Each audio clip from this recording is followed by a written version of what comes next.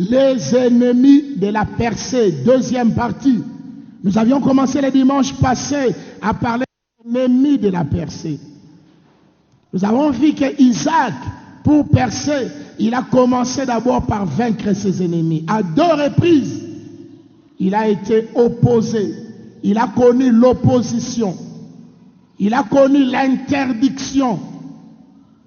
J'aimerais dire à quelqu'un bien-aimé, celui qui t'interdit d'atteindre tes objectifs doit quitter devant ta vie au nom de Jésus.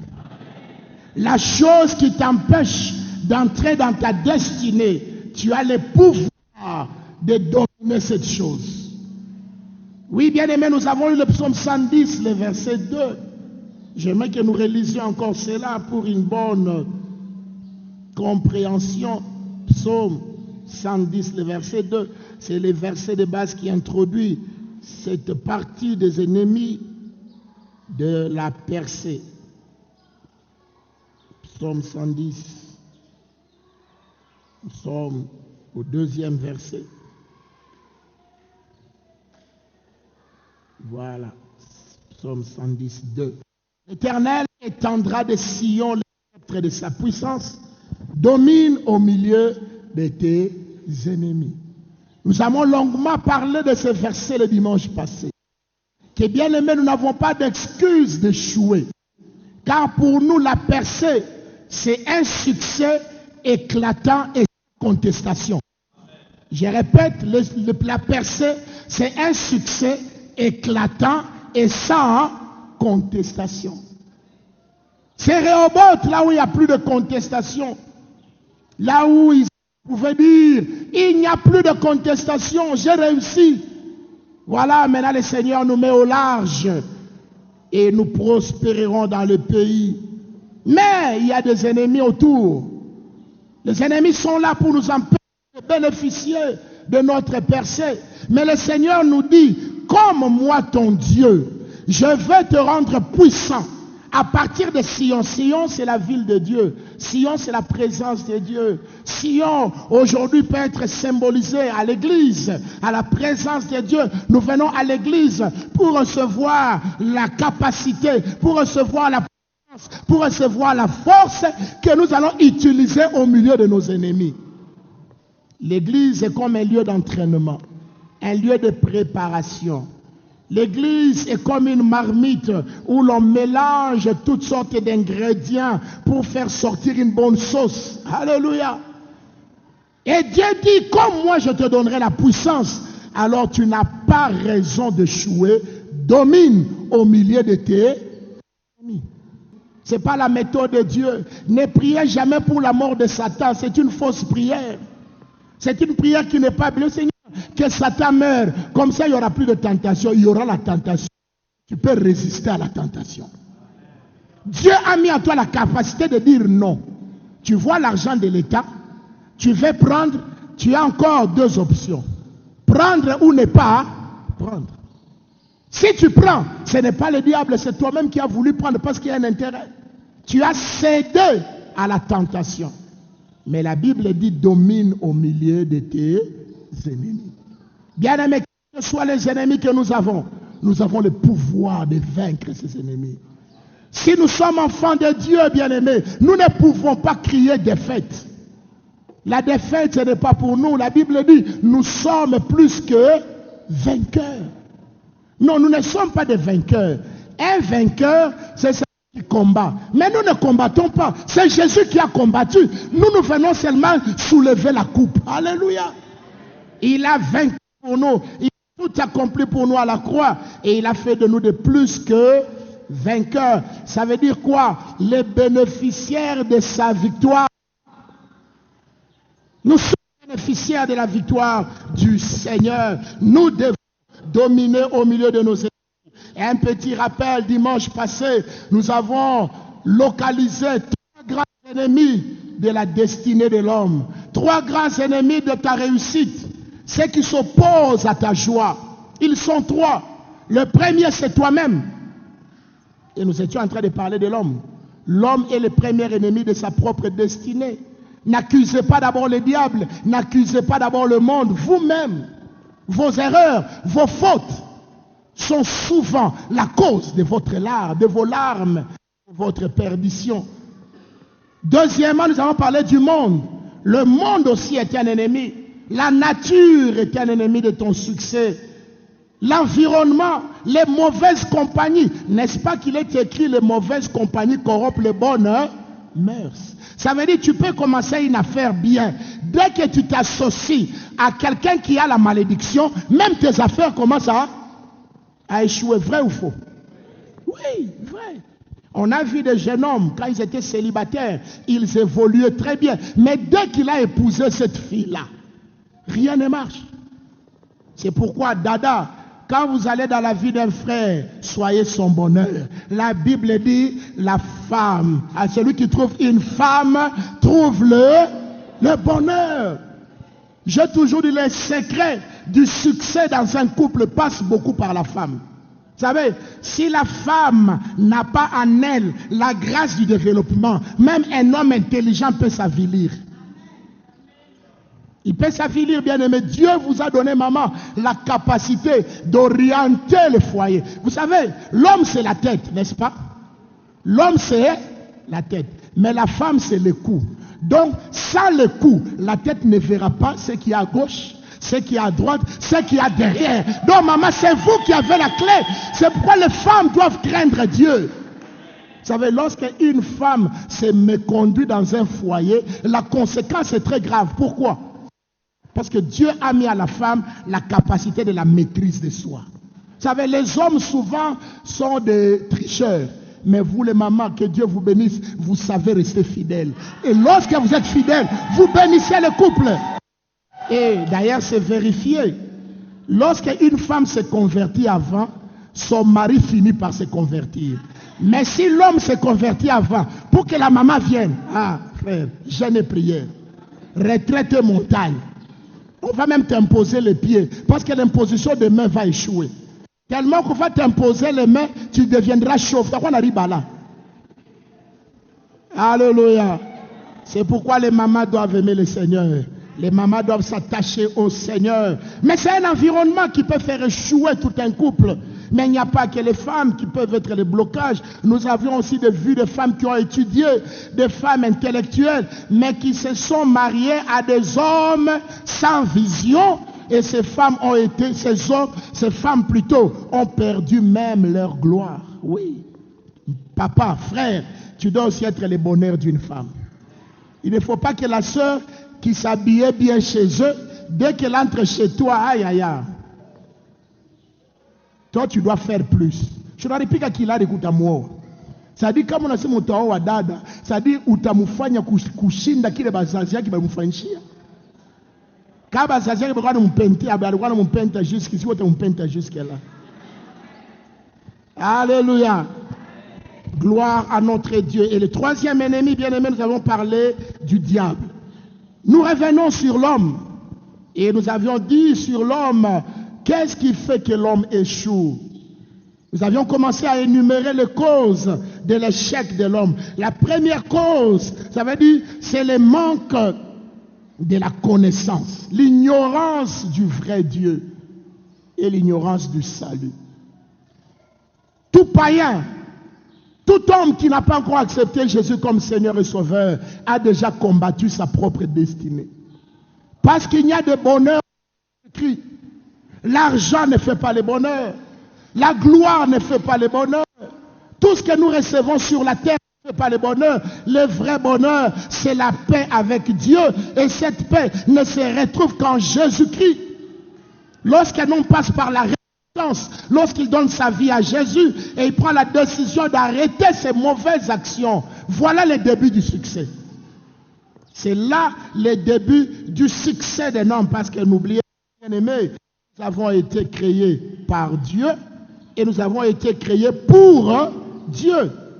Colossiens 1, 15 à 16, Éphésiens 2, 8 à 10. Pendant que le Seigneur m'a dit encore ces deux passages, c'est pourquoi je les lis rapidement. Colossiens 1, 15 à 16 et puis Éphésiens 2, 8 à 10. Nous devons savoir que nous n'existons pas pour nos propres ambitions, nous existons pour les ambitions de Dieu. Nous sommes l'ordinateur de Dieu. Nous sommes le téléphone de Dieu. Un téléphone ne peut pas se manipuler lui-même, c'est son propriétaire qui le manipule. Et l'homme est la chose de Dieu. Si un homme vit en dehors de Dieu, c'est comme un poisson qui vit en dehors de l'eau. Il va mourir. Voilà pourquoi il est dit le salaire du péché, c'est la mort. Parce qu'en dehors de la présence de Dieu, c'est la mort. Il n'y a pas de vie. Il n'y a pas de succès, il n'y a pas percée. Je ne parle pas de la percée de ceux qui ont corrompu, de ceux qui ont volé, de ceux qui ont vendu leur corps, comme certaines sœurs font, pour s'enrichir ou trouver un travail. Non, je ne parle pas de cette percée-là. Je parle d'une percée honnête, une percée bâtie sur la vérité, sur la crainte de Dieu. Et n'oubliez pas, ici nous disons toujours, c'est en effet une source de gain, la piété avec le contentement. Et nous ajoutons 3 Jean 2 avant de lire ces 2 textes où nous disons, bien-aimé, je souhaite que tu prospères à tous égards, que tu sois en bonne santé comme prospère l'état de ton âme. Ce matin, pendant que je me lavais, le Saint te dire ceci: si ton succès n'est pas basé sur l'évolution de ton âme, tu es un tricheur.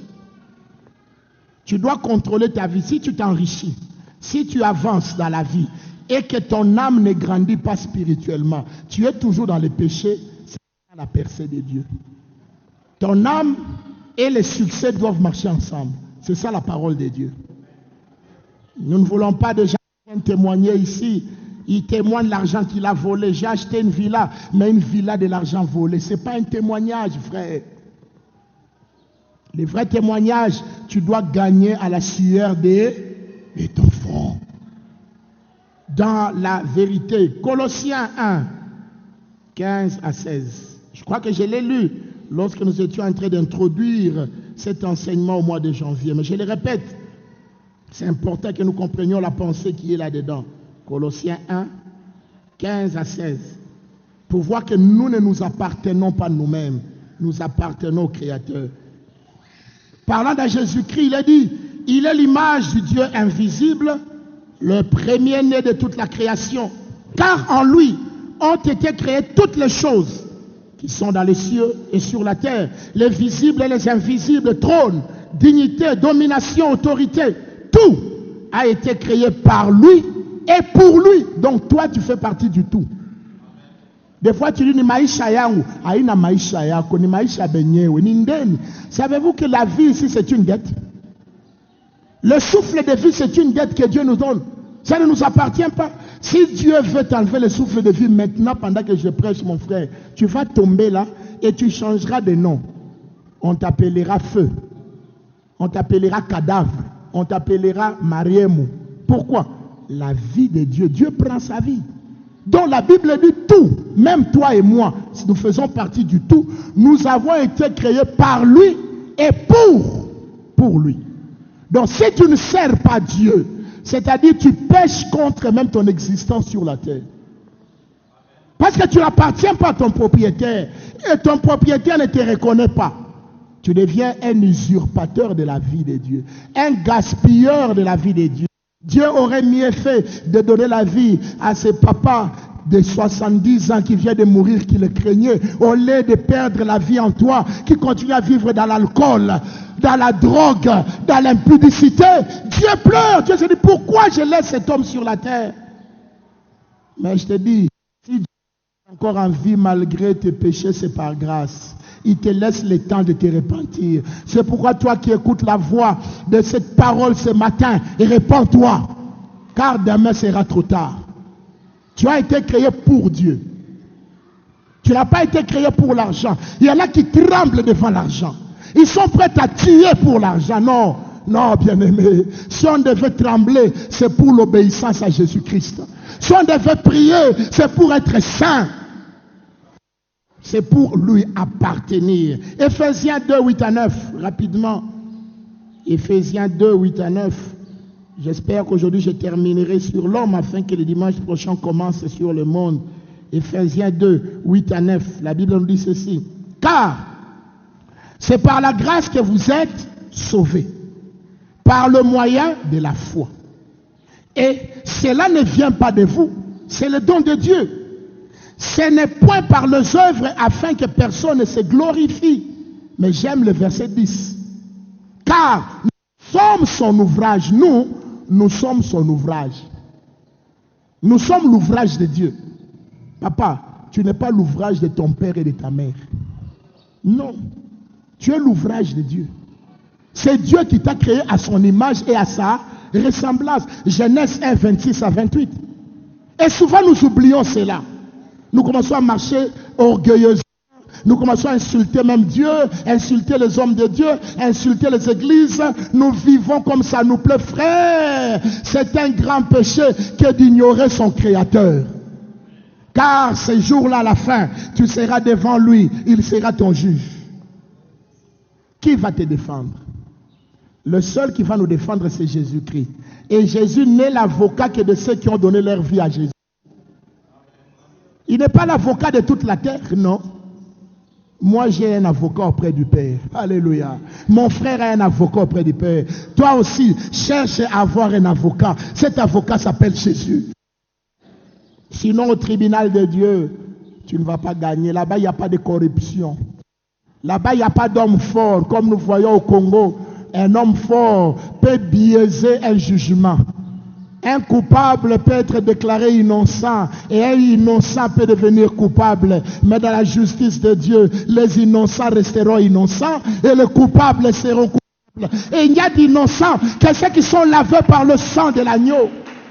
C'est le sang de Jésus qui nous déclare innocents. Car nous avions tous péché. Mais grâce au sang de l'agneau, il nous déclare innocents. Alléluia. Nous sommes son ouvrage, ayant été créé en Jésus-Christ pour de bonnes œuvres. Mais pourquoi tu pratiques de mauvaises œuvres? Voilà le but pour lequel tu as été créé, pour les bonnes œuvres. Tu n'as pas été créé pour comploter contre les autres. Tu n'as pas été créé pour calomnier les autres, mon frère. Tu n'as pas été créé pour voler les autres. Peut-être que tu as l'habitude d'aller faire l'éclaireur, voir la position d'une maison et dire à votre groupe de bandits pour venir opérer la nuit. Frère, tu n'as pas été créé pour les mauvaises œuvres. Tu as été créé pour de bonnes œuvres. Chaque fois que tu fais quelque chose de mal à quelqu'un, tu es en train d'annuler le but de ta création. Je le répète, chaque fois que tu fais quelque chose de mal contre ton prochain, tu es en train d'annuler le but pour lequel Dieu t'a créé. Car la Bible dit, le but de ta création, c'est pour de bonnes œuvres. L'amour du prochain, le pardon, le soutien, la tolérance, la compréhension, frère. Est-ce que nous avons ces choses à accorder à l'église aujourd'hui? À l'église aujourd'hui, c'est l'égoïsme. Chacun vient pour soi. Même nos prières sont tournées sur soi-même. Donne-moi, guéris-moi, bénis-moi, garde-moi. Qui prie pour son voisin? Qui s'intéresse à la douleur de l'autre qui est assis à côté de lui? Qui pose même la question, mon frère, est-ce que tu as mangé depuis hier? Nous sommes devenus renfermés sur nous-mêmes. Nous avons été créés pour de bonnes œuvres. Qui pense encore ouvrir des orphelinats aujourd'hui? Des pensionnats chrétiens? Surtout nous les pentecôtistes, nous avons échoué sur les bonnes œuvres. Les œuvres sociales, nous avons échoué. Nous construisons des villas pour nous-mêmes. Nous construisons des beaux temples. Mais qui pense aux pauvres? Jésus pensait aux pauvres. Jésus multipliait les pains. Il n'a pas donné que la parole du ciel, là aussi les pains physiques. Réveillons-nous. Nous avons été créés pour de bonnes œuvres. Tu as un voisin qui a un problème la nuit. Tu peux utiliser ton carburant pour l'amener à l'hôpital sans lui faire payer. C'est ainsi qu'on saura qu'il y a un chrétien dans les quartiers. Je suis chrétien. Alléluia. Amen. Oh, nabala Yesu. La kisabisoko bala Yesu na misala na yo. Ce sont tes œuvres qui déterminent ta foi. Et ce sont de bonnes œuvres que Dieu a créées d'avance afin que nous les pratiquions. Donc vous voyez, nous avons été créés pour Dieu, pas pour nous-mêmes. Pas pour nous. Nous n'existons pas pour nous. Nous sommes là pour accomplir la mission de celui qui est mort pour nous à la croix, c'est tout. Que Dieu nous ouvre l'esprit ce matin pour comprendre que c'est parce que nous ignorons ces choses que nous échouons. C'est parce que nous ne connaissons pas Dieu. Nous avons une connaissance intellectuelle, mais la connaissance intime, spirituelle, profonde, il n'y en a pas. Car celui qui connaît Dieu ne va jamais imaginer le mal pour son prochain. Jamais. Ça ne viendra même pas. Et puis celui qui connaît le mal est capable de pardonner à son ennemi.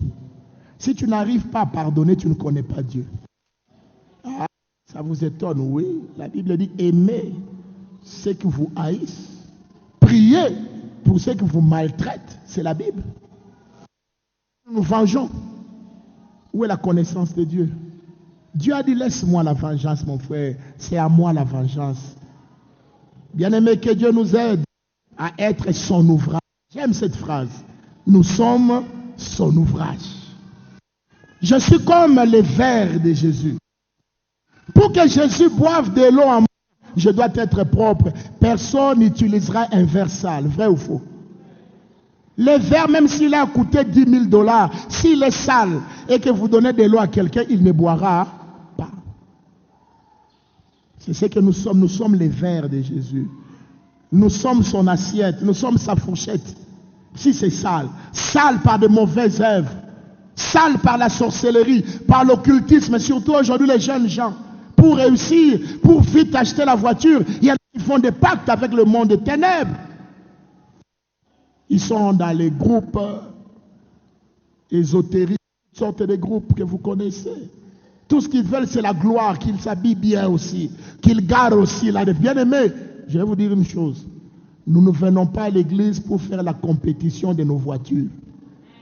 Nous ne venons pas à l'église pour montrer la qualité de nos tissus.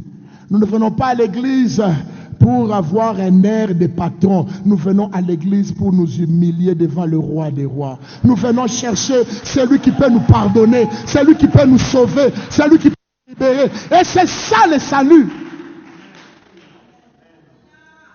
C'est ça qui doit faire notre différence avec le monde. Car aujourd'hui, le monde a besoin de voir un signe de la différence en nous. Pour croire. Pour croire.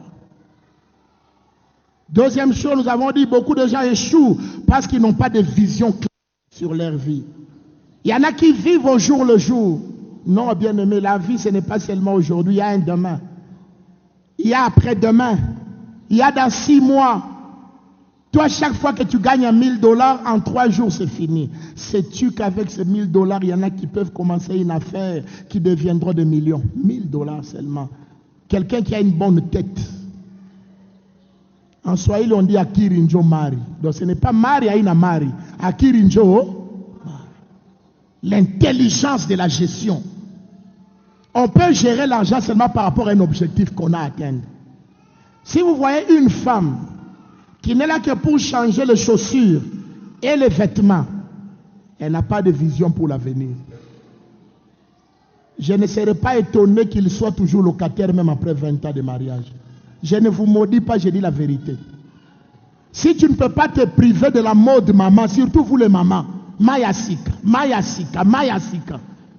Ndakwa sika eleki Mayasika. Parce que Mayasika ko pasuka na bus. Tu veux seulement monter sur les minibus. Prrr. Comment vous appelez ça? Super, hein? 120 $. Il a un. 120 $, il n'a pas nini. Parce que quand les gens piquent ma pacho pas là, où il va là. Même si ça coûte cher. Ouais. Bien aimé, nous devons connaître nos priorités. Nos priorités sont déterminées par l'objectif de nos vies.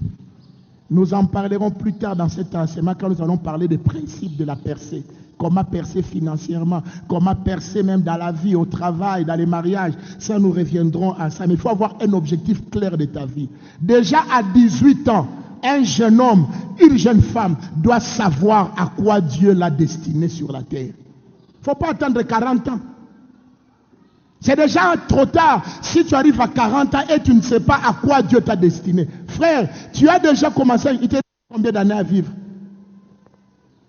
40 ans. Si tu es robuste, 80 ans, tu vas vivre jusqu'à 80 ans. Tu as perdu 40 années de ta vie à ne rien faire. Troisième chose, là où nous avions fini la fois passée, et nous allons passer à aujourd'hui, nous allons parler de la paresse. La paresse et la négligence est aussi une cause de l'échec de beaucoup de destinées. Il y en a qui connaissent à quoi ils sont appelés, mais ils sont paresseux. Ils jouent leur destinée. C'est comme ce jeune homme qui a trouvé un emploi dans le domaine qu'il maîtrise, mais il est en train d'arriver en retard au travail. Ce n'est pas le diable là-bas, frère. Il est en train de combattre son patron. Le patron a le pouvoir de te faire sortir du travail. Oh, d'ailleurs, ce patron n'a pas étudié, il n'a pas beaucoup étudié. Même s'il n'a pas beaucoup étudié, tu lui dois du respect. Oh non, moi je suis licencié, lui c'est un D6. Toute autorité vient de Dieu. Toi, avec ta licence, tu n'es pas devenu DG. Mais si tu commences par humilité, à commencer en bas, demain tu deviendras plus DG. Donc nous devons éviter la paresse. Éviter de perdre le temps sur de futilités. Nous devons mettre les vraies priorités dans nos vies. Quelles sont les priorités de ta vie? Je le disais dimanche passé, si tu te couches tard et que tu te lèves tard, tu as déjà échoué. Les couches tard et les lèves tard nous acclamer, nous autres. Ils ne sont jamais acclamés. La paresse. Je vous ai donné beaucoup de versets le dimanche passé où Dieu condamne la paresse. Évitons la paresse. Aujourd'hui, nous commençons un quatrième élément. Un quatrième élément qui fait que l'homme échoue. C'est le manque de discipline dans sa vie. Il y a des hommes qui n'ont pas de maîtrise de soi. Tout ce qui lui passe par la tête, il doit faire. Tout ce qu'il désire, il doit avoir. Frère, sur cette terre, retenez ces principes. Il y a des choses à voir et pas à avoir. Je le répète, sur cette terre, il y a des choses à voir, mais pas à avoir. Accepte de contempler certaines choses de loin, ça va te protéger. Si tu veux tout avoir, ta main, l'envie, ça t'amènera où? Au vol, à la jalousie et à tous les antivaleurs que nous voyons aujourd'hui. Pourquoi les gens corrompent? Pourquoi les magistrats font de faux jugements? C'est parce qu'ils veulent avoir. C'est tout. Regarde, ces pauvres va me donner quoi? Dis, donne-moi 15 000 $, j'efface les dossiers. Oh magistrat, oh avocat, sache qu'il y a un juste juge au ciel. Un jour, toi, tu seras aussi jugé. Un jour, tu rendras compte les parcelles d'autrui que tu es en train d'arracher pour donner aux plus riches. Un jour, on arrachera ta place au ciel. Et la parcelle du ciel est plus importante que la parcelle de la terre. Parce que la parcelle de la terre, on le laisser à la mort. Mais la parcelle du ciel, elle est éternelle. Attention, je ne sais pas à qui je parle. Arrêtez de faire une fausse justice. Nous en parlons, nous prêchons. Mais nous avons parmi nous-mêmes des chrétiens magistrats, mais véreux. Je suivais plusieurs documents cette semaine à la télé, sur Télé 50 et dans d'autres chaînes de notre pays. Comment la justice est bafouée. Comment les pauvres ne se retrouvent pas. Des histoires terribles. Des gens qui ont arraché leurs diamants, on les a fait faire même des opérations presque à la mort. Et comme ils n'ont personne pour leur parler, ils ont tout perdu. Ils sont magistrats. Depuis 2013, ça commence même, ça fait 10 ans. Pas de justice. Mais ne sais-tu pas que si Dieu t'a placé dans un lieu élevé, c'est pour exercer la justice. C'est pour être une bénédiction pour les peuples et non pour être une malédiction pour les peuples. Que Dieu nous aide, surtout nous qui sommes chrétiens. Nous devons être disciplinés. Ce qui n'est pas à moi n'est pas à moi. C'est aussi simple que l'eau claire dans un verre clair. Ce qui ne m'appartient pas ne m'appartient pas.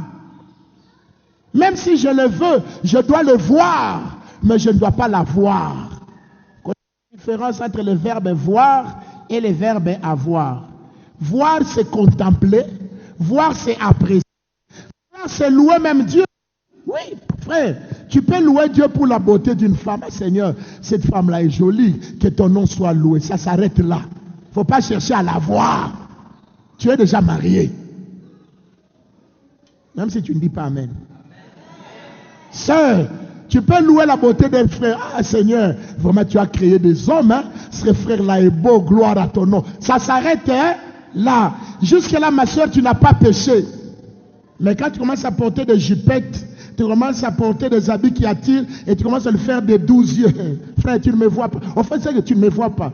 J'étais vieux, puis quoi encore? J'étais déjà, d'ailleurs, je te salue même, shalom, ma soeur. Mais toi, tu veux me dire autre chose. Non, moi, je ne suis pas venu pour l'autre message. Je suis venu pour ton âme et pour ton cœur. Nous devons accepter quelquefois dans la vie de voir, de contempler certaines choses et de bénir Dieu pour ça. Tout n'est pas à nous, frères. Tous nous ne serons pas des directeurs. Tous nous ne serons pas des pasteurs.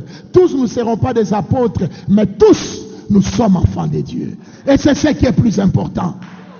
Arrêtons de nous battre pour des choses à avoir. Cherchons à voir. Ça s'arrête là. Cherchons plutôt à être des fils et des filles du Très-Haut. Oui, il faut être discipliné dans la vie. Lisons un texte, l'exemple de l'apôtre Paul. L'apôtre Paul nous enseigne ici dans Éphésiens, plutôt dans 1 Corinthiens 9, le verset 25. 1 Corinthiens 9, le verset 25.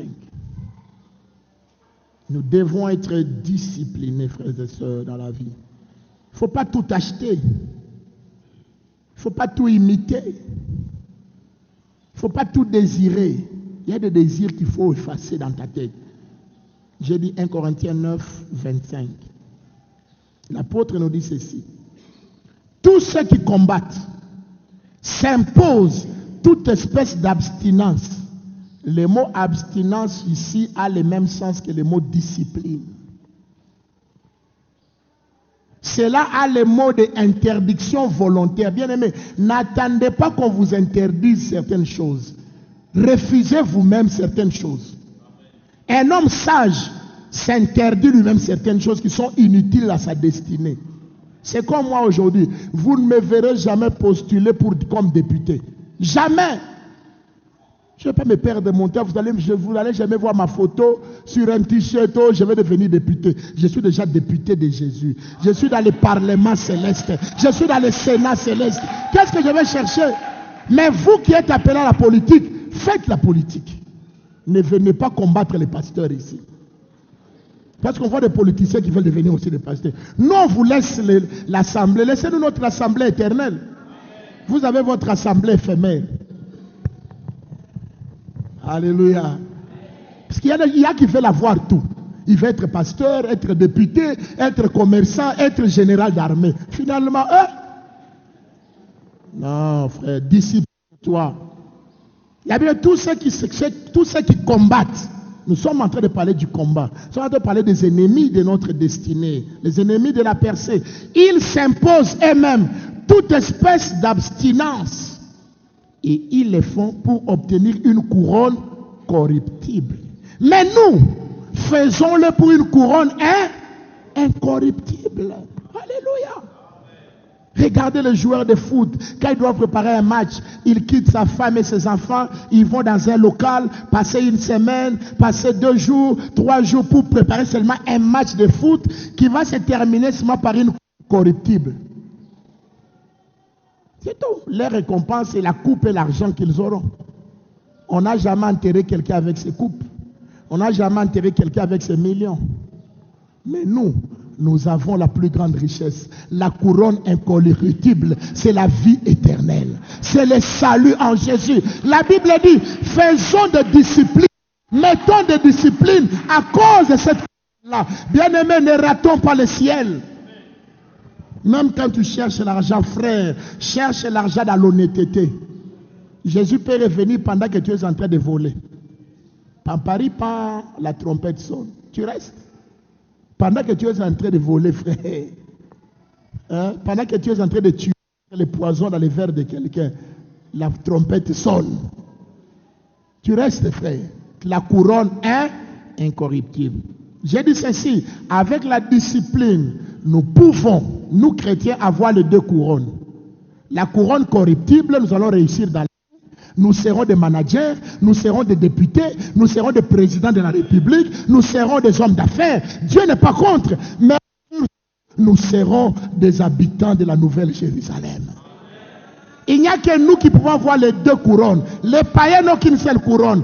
Couronne corruptible. Mais à Jésus, j'ai deux couronnes. Sur la terre, je suis béni. Je peux acheter une voiture. Je peux construire une maison. Je peux envoyer mes enfants dans les bonnes écoles. Et au ciel aussi, mon nom est écrit dans le livre de vie de l'agneau.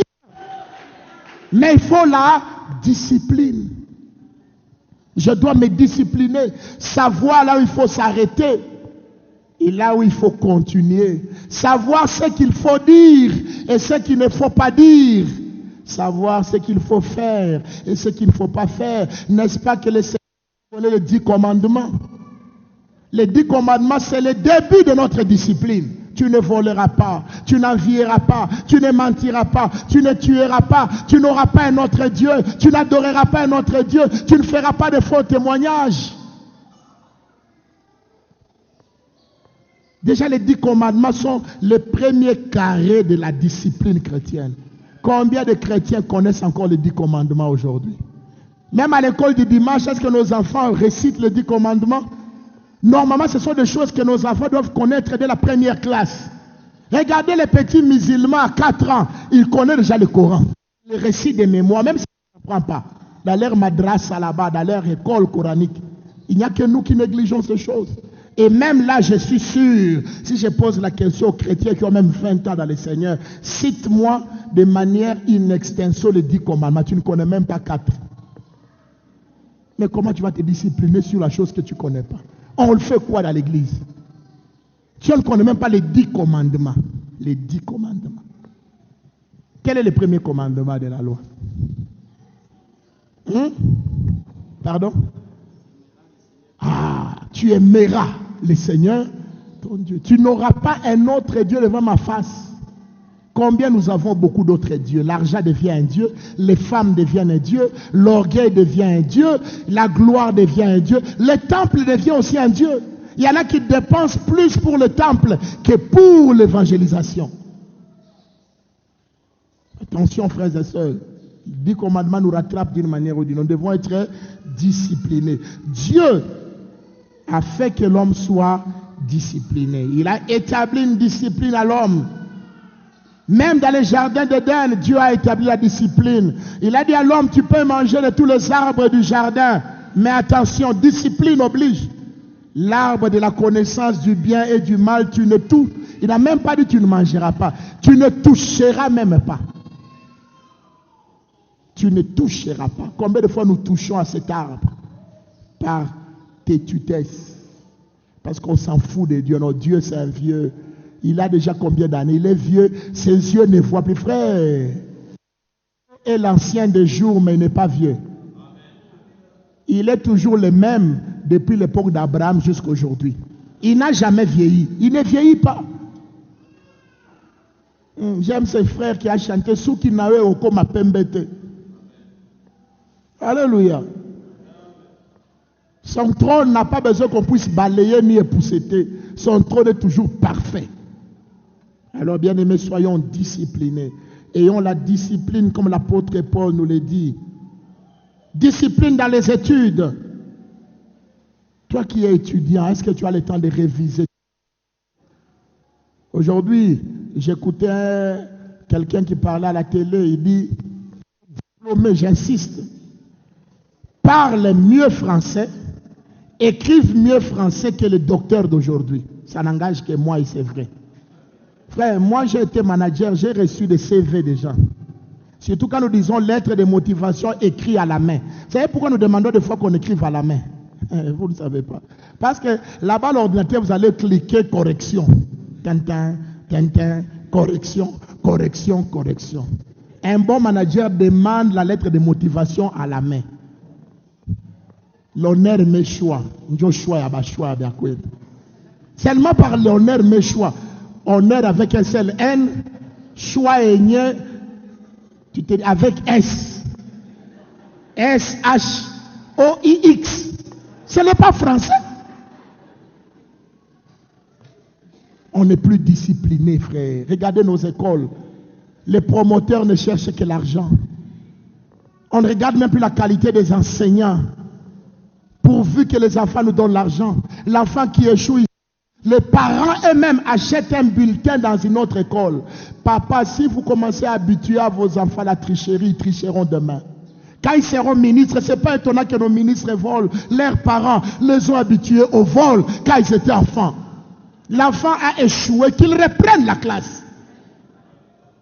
Il apprendra 2 fois les mêmes leçons, il deviendra meilleur. L'échec, c'est aussi un bon moyen de devenir fort. Car l'homme apprend de ses échecs. La discipline des parents. Comment vous veillez sur les habits de vos enfants? Sur les films qu'ils regardent, leurs amis, est-ce que vous essayez de connaître qui vos enfants côtoient? Est-ce que vous vérifiez les cahiers de vos enfants quand ils reviennent? Pour voir si le niveau de leur école est un niveau satisfaisant. Est-ce que vous allez des fois dans les journées école ouverte où vous voyez comment un prof donne cours à vos enfants? Non, ce n'est pas votre problème, c'est le problème des mamans. Maman aussi est occupée à vendre au marché, les enfants sont abandonnés à eux-mêmes. Quel Congo nous aurons demain? Je me suis toujours posé la question. Quel Congo nous aurons demain? Ce n'est pas d'abord le Rwanda qui nous fait la guerre. Nous sommes nous-mêmes ennemis de notre propre pays. Ah oui. Nous d'abord, nous combattons notre propre pays.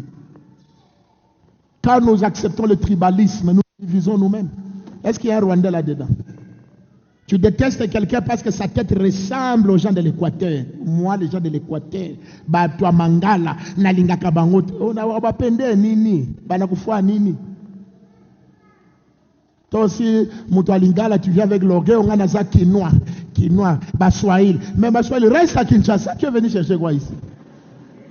Ah oui, il faut être équilibré, frère. Il y en a qui croient qu'ils ont un complexe de supériorité quinoa, capital. Capital, c'est quoi? Capital, c'est ton cœur. Le premier capital, c'est ton cœur, c'est ton intelligence. Si tu n'as pas d'intelligence, même avec $1 million, tu deviendras pauvre dans 3 mois. Au capital. La discipline, frère, il est important dans la vie du chrétien. Nous allons voir. Terminons après la discipline, parce que je vais prendre l'exemple que j'avais prévu et nous allons prier. Après les manques de discipline, nous allons directement passer, je crois que je vais aller directement. Voilà, il y a la peur. Voilà, la peur. J'ai cherché cela dans mes notes, c'est la peur. La peur est un grand ennemi du succès. Beaucoup échouent parce qu'ils ont peur. Peur de commencer quelque chose. Vous savez qu'il y a même parmi nous des gens qui ont peur des blancs encore jusqu'à aujourd'hui. Je vous dis la vérité. J'ai travaillé, ma femme rigole, elle sait pourquoi. J'ai travaillé avec certaines personnes. Tu lui dis, va, mon subat, va dans les bureaux là, va dire à ces partenaires là. Moi, je ne vois pas sa couleur. C'est un partenaire. On fait les affaires ensemble. Il doit me respecter, je dois le respecter. Va dire au partenaire, il arrive devant le bureau, comme c'est le bureau d'un blanc, depuis le Shima Maïngi. 30 minutes, 40 minutes. Je l'appelle. Oh non, il me dit, Abaya Ningish. J'appelle la secrétaire, dit, il y a un type qui est là derrière. Oui, nous voyons un monsieur qui est là. Depuis qu'il est là, il n'a même pas frappé à la porte. Quand je lui pose la question, il dit, oh, tu es encore dans le complexe de la peau. Tu crois que le blanc est plus important que toi? Ce n'est qu'une couleur différente. Il y a le blanc, il y a le noir, il y a le vert, il y a le rouge. Jamais le rouge va envier le vert. Demandez aux oiseaux, est-ce que l'oiseau bleu envie l'oiseau jaune? Jamais. Mais pourquoi toi tu vas envier les blancs? Là je retourne un peu vers nos sœurs. Excusez-moi, aujourd'hui je vais être un peu équilibriste. Trop de cabello. Nos cheveux naturels, on n'en a plus. Et les pauvres papas doivent souffrir. Dieu t'a donné de beaux cheveux. $300 annuels. Ah! Bon, on vous aime, on achète quand même.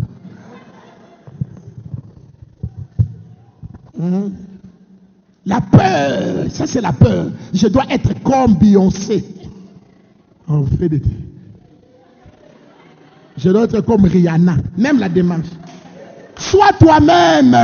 Ça c'est la peur de toi-même. La Bible dit, je te loue éternel de ce que je suis une créature si merveilleuse. Sois fier de toi-même. N'aie pas peur de ce que tu n'as pas. N'aie pas peur de ce que tu n'es pas. Tu as un teint sombre, béni. Ah, je me rappelle quand on grandissait, on écoutait nos grands frères qui parlaient en chambre. Ah, petit toi Nazana, Mwindo Angolo. Mais aujourd'hui, tout le monde veut devenir clair. Wapa Mwindo Angolo. Tout le monde, même celui qui était noir il y a 6 mois, vous la voyez aujourd'hui, Muzungu. Des fois, vous la saluez, ma soeur, c'est toi? Tu es Eugénie ou bien... Non, peut-être, j'avais une fille que je connaissais, Eugénie. C'est moi, pasteur, tu m'as oublié. Ah, c'est toi! Tellement qu'il est métamorphosé, frère. Soyons fiers de nous, mais c'est une peur. Savez-vous que l'aliénation est une peur? Le complexe est une peur. On a peur de ne pas être à la hauteur. Pourquoi tu as peur? Qui te dit qu'avoir la peau blanche, c'est ça le succès? Même quand vous parlez entre jeunes hommes, hein, écoutez les jeunes, ah cette fille-là, elle est géante, elle est claire. Qui vous dit que les belles femmes sont seulement les géantes et les claires? Il y a des courtes très belles, noires très jolies. Les goûts et les couleurs ne se discutent pas. Comment tu peux m'obliger ton goût à toi? On commence à nous obliger les goûts. Frère, reste avec ton goût. Laisse-moi avec mon goût.